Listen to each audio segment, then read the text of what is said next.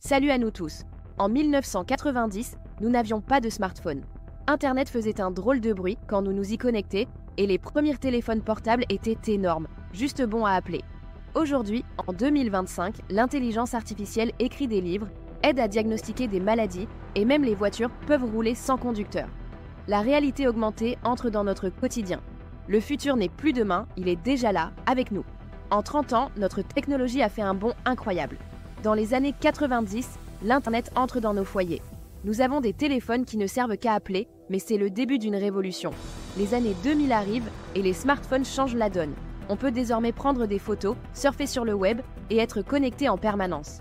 Les années 2010, l'intelligence artificielle commence à comprendre nos mots, à traduire des textes et à nous recommander des vidéos. Puis en 2025, l'intelligence artificielle est capable de créer des vidéos, d'écrire des histoires, d'aider à diagnostiquer des maladies et même de programmer. Nous sommes passés d'un monde analogique à un monde numérique où l'intelligence artificielle fait partie de notre quotidien.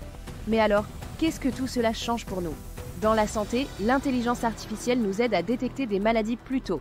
Elle repère des signes que nous ne pouvons pas voir. Les robots assistent même les chirurgiens pour des opérations plus sûres et plus précises. Grâce à l'intelligence artificielle, nous pouvons sauver des vies, traiter des maladies plus rapidement et avec plus de précision. Dans l'éducation, des outils interactifs rendent tout l'apprentissage plus accessible à tous.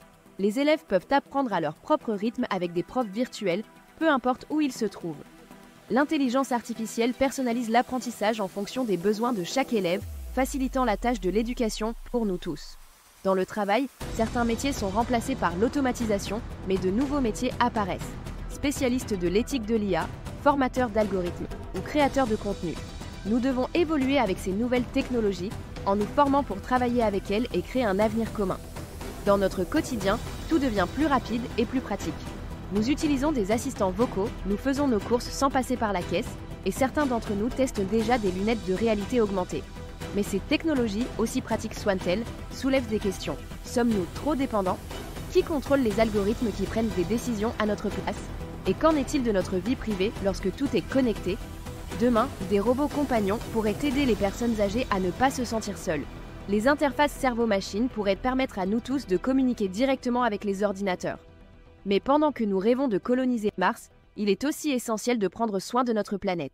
La technologie ne doit pas seulement nous permettre d'explorer l'univers, elle doit aussi nous aider à préserver notre monde. La vraie question n'est pas ce que la technologie peut faire, c'est ce que nous allons en faire. C'est à nous de décider comment utiliser ces avancées pour améliorer notre monde. Le futur est entre nos mains. Nous devons réfléchir à ce que cela signifie pour nous, pour notre avenir. À nous de jouer. Qu'est-ce qui nous fascine dans ce futur? Qu'est-ce qui nous inquiète? Sommes-nous trop loin ou pas assez? Les réponses à ces questions façonneront ce que sera notre monde demain.